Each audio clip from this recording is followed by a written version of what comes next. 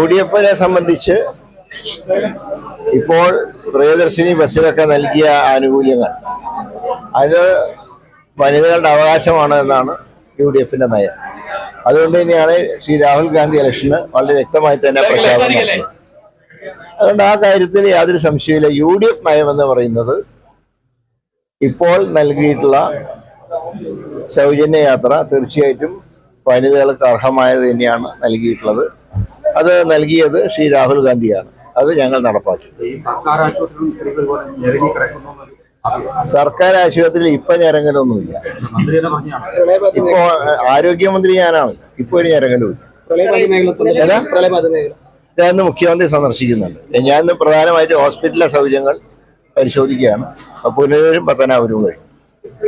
എല്ലാ കഴിയുന്നത്ര ആശുപത്രികൾ നേരിട്ട്, സർക്കാർ ആശുപത്രികൾ നേരിട്ട് വിസിറ്റ് ചെയ്ത് അവിടുത്തെ പോരായ്മകൾ പരിഹരിക്കുക എന്നുള്ളതാണ് മന്ത്രി എന്നുള്ള നിലയിൽ ഞാൻ ഇപ്പോൾ ചെയ്തുകൊണ്ടിരിക്കുന്നത്.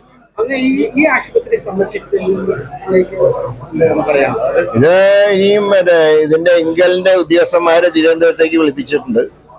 ഈ പ്ലാൻ ഒരു ശാസ്ത്രീയമല്ലാത്ത പ്ലാനാണ്. നിർമ്മാണം അതെ, പ്ലാനിങ്ങും അതെ. കാരണം MRI മിഷൻ സ്ഥാപിക്കാനുള്ള സൗകര്യം പോലും ഇല്ല. CT സ്കാൻ വെക്കാനുള്ള സൗകര്യം ഇല്ല. ഇത് രണ്ടും ഇല്ലാണ്ട് എന്താ ആശുപത്രിയാണ്? അപ്പോൾ അതേപോലെ ഉദ്യോഗസ്ഥന്മാരെ വിളിപ്പിച്ചിട്ടുണ്ട്. പിന്നെ ഇവിടെ റീറ്റെയിൽ വാള് കിട്ടുന്ന കാര്യം ജലവിഭവ മന്ത്രിയായിട്ട് ചർച്ച നടത്തുന്നത്.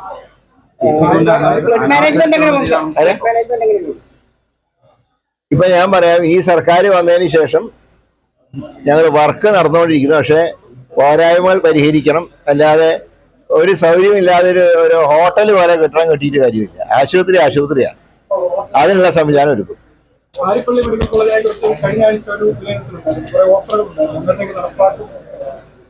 ആരിപ്പള്ളിയിലെ ഓരോ കാര്യങ്ങളും നടപ്പാക്കിക്കൊണ്ടിരിക്കുക.